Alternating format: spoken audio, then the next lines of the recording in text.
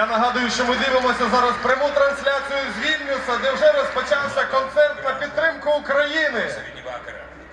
Mielos sesės, mėly broliai, Lietuvoje, Vilniuje, Ukrainos miestuose.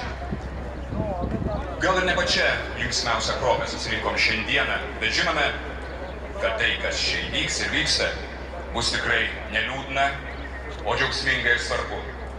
Kai mūsų daug, kai neužmirštame apie visus savuosius mums svarbius ne tik tai džiaugsmo valandą, esame ypatingai stiprūs. O tada nenugalimi, net ir su nieko, jėga nekovodami.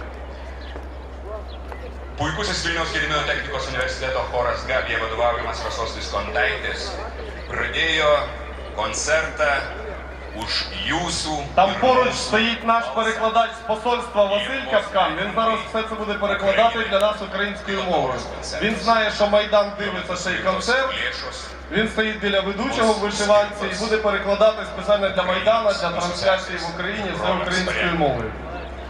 Skambėjo puiki lietuvių liaudies daina Teka, teka, skaisti saulė, aranžuota Donato Zako.